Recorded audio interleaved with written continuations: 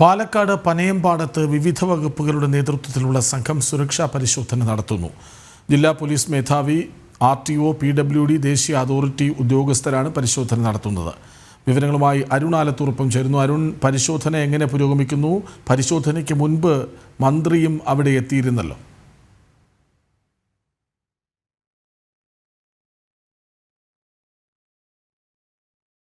സാഹചര്യം എന്നുള്ളതാണ് വിവിധ വകുപ്പ് ഉദ്യോഗസ്ഥരുടെ നേതൃത്വത്തിൽ പരിശോധിച്ചുകൊണ്ടിരിക്കുന്നത്. പാലക്കാട് ജില്ലാ പോലീസ് മേധാവി R. വിശ്വനാഥ്, ഒപ്പം PWD ഉദ്യോഗസ്ഥര്, ദേശീയ പാത അതോറിറ്റിയുടെ ഉദ്യോഗസ്ഥര്, ഒപ്പം RTO ഉൾപ്പെടെയുള്ളവരാണ് ഈ സംയുക്ത സുരക്ഷാ പരിശോധനയിൽ പങ്കെടുക്കുന്നത്.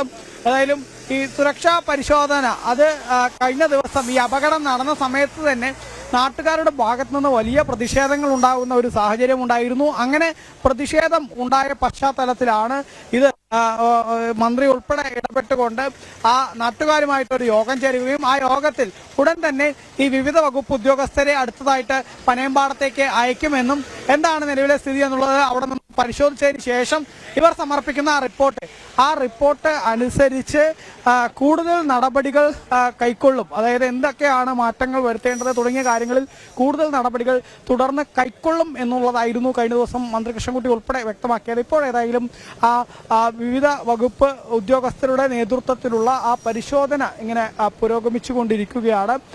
പരിശോധനയിൽ പ്രധാനമായിട്ടും നേരത്തെ മന്ത്രി KP ഗണേഷ് കുമാർ, ഗതാഗത വകുപ്പ് മന്ത്രി KP ഗണേഷ് കുമാർ ഉൾപ്പെടെ ഈ സ്ഥലത്തെത്തി പരിശോധന നടത്തിയിരുന്നു. ആ പരിശോധനയിൽ അദ്ദേഹം വാഹനം ഓടിച്ചുൾപ്പെടെയാണ് പരിശോധന നടത്തിയത്. അപ്പോൾ അദ്ദേഹം പറഞ്ഞിട്ടുണ്ടായിരുന്ന ഒരു കാര്യം എന്നുള്ളത് ഈ പനയമ്പാടത്തെ ദേശീയപാത റോഡിൻ്റെ ഒരു വശത്ത് വീതി കൂടുതലും ഒരു വശത്ത് വീതി കുറവുമാണ് എന്നുള്ളതാണ്. അതുകൊണ്ട് തന്നെ വാഹനങ്ങൾ കടന്നു വരുമ്പോൾ ഈ മണ്ണാർക്കാട് ഭാഗത്ത് നിന്ന് പാലക്കാട് ഭാഗത്തേക്ക് പോകുന്ന വാഹനങ്ങൾ വലതുവശത്തേക്ക് കയറി വരുന്ന ഒരു സാഹചര്യമുണ്ട്. അത് അപകടങ്ങൾക്ക് വഴിവെക്കുന്ന തരത്തിലാണ് ഉള്ളത് എന്നുള്ളതായിരുന്നു മന്ത്രി നേരത്തെ പറഞ്ഞിരുന്നത്.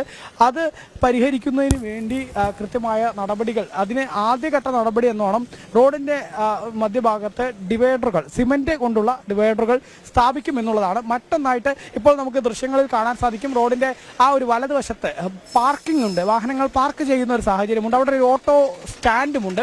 ആ ഓട്ടോ സ്റ്റാൻഡ് അവിടെ നിന്ന് മാറ്റി നേരെ റോഡിൻ്റെ എതിർവശത്തേക്കാക്കും. അതുപോലെ തന്നെ അവിടുത്തെ പാർക്കിംഗ് അനുവദിക്കില്ല എന്നുള്ളതും മന്ത്രി പറയുകയുണ്ടായി. ഒപ്പം തന്നെ ഇനി ഇതിൽ കൂടുതൽ പഠനങ്ങൾക്കോ മറ്റോ ഒന്നും ആവശ്യമില്ല. നിലവിൽ പഠനങ്ങളുടെ നേരത്തെ തന്നെ ITI നിന്നുള്ള ഉൾപ്പെടെയുള്ള പഠനങ്ങൾ നടത്തിയിട്ടുണ്ട്. ആ പഠനങ്ങളിലൊക്കെ പറഞ്ഞിട്ടുള്ള കാര്യങ്ങൾ അത് നടപ്പാക്കുകയാണ് നിലവിൽ ഈ ഒരു പനയമ്പാടത്ത് അപകടങ്ങൾ ആവർത്തിക്കാതിരിക്കാൻ വേണ്ട ഒരേ ഒരു കാര്യം എന്നുള്ളതാണ് മന്ത്രി പറഞ്ഞത്.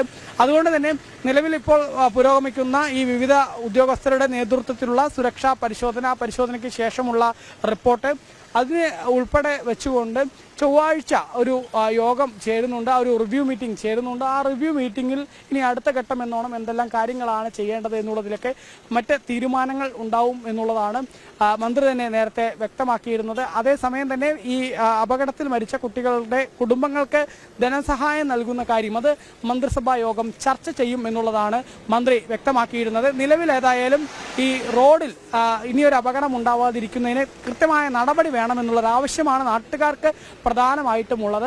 ഈ ITIയുടെ റിപ്പോർട്ടിൽ പറഞ്ഞിട്ടുള്ള കാര്യങ്ങളൊക്കെ പരിശോധിക്കുമ്പോൾ അതിൽ ഏറ്റവും പ്രധാനമായിട്ട് പറഞ്ഞിട്ടുള്ളത് റോഡ് പരുക്കനാക്കി മാറ്റുക എന്നുള്ളതാണ് ഒന്ന് അതിൽ പറഞ്ഞിട്ടുണ്ടായിരുന്നത്. മറ്റൊന്ന് ഈ റോഡിൽ പലയിടത്തും വേഗത എന്നുള്ളത് 70 കിലോമീറ്ററാണ് വേഗതയെങ്കിലും ഈ അപകട പശ്ചാത്തലത്തിൽ 30 കിലോമീറ്ററാക്കി അതിനെ നിയന്ത്രിച്ചിട്ടുണ്ട്. പക്ഷേ എവിടെയും അതിൻ്റെ സൈൻ ബോർഡുകളൊന്നും ആളുകളുടെ ശ്രദ്ധയിൽപ്പെടുന്ന തരത്തിലില്ല. അതുകൊണ്ട് തന്നെ അത്തരം സൈൻ ബോർഡുകളും മറ്റുമൊക്കെ സ്ഥാപിക്കണം. അത് കൃത്യമായിട്ട് തന്നെ റോഡിൽ കട്ടി കൂടിയ രീതിയിൽ ഈ 30 കിലോമീറ്ററാണ് ഈ റോഡിൻ്റെ വേഗ പരിധി എന്നുള്ള കാര്യങ്ങളൊക്കെ കൃത്യമായിട്ട് ആളുകളുടെ വാഹനം ഓടിക്കുന്ന ഡ്രൈവർമാരുടെയൊക്കെ ശ്രദ്ധയിൽപ്പെടുന്ന തരത്തിലായിരിക്കണം അത്തരം ക്രമീകരണങ്ങൾ നടക്കേണ്ടത്. പിന്നെ റോഡിൻ്റെ വശങ്ങളിൽ മണ്ണ്, ആ സർഫസും റോഡും തമ്മിലുള്ള വ്യത്യാസം, അത് വളരെ ആഴത്തിൽ മണ്ണ് ആയിരിക്കുമ്പോൾ ആ വാഹനങ്ങൾ മണ്ണിലേക്ക് ഇറങ്ങാതിരിക്കാൻ വേണ്ടി പലപ്പോഴും റോഡിലേക്ക് വെട്ടിച്ച് കയറ്റുന്ന ഒരു സാഹചര്യമുണ്ട്. അത്തരം കാര്യങ്ങൾ ഇല്ലാതിരിക്കുന്നതിന് വേണ്ടി റോഡിൻ്റെ മണ്ണും അത് റോഡും തമ്മിലുള്ള ആ വ്യത്യാസം അത് സമപ്പെടുത്തേണ്ട നടപടികളൊക്കെ ഉണ്ടാവണം തുടങ്ങിയ കാര്യങ്ങളൊക്കെയാണ് ഈ ITIയുടെ റിപ്പോർട്ടിൽ പറയുന്നത്.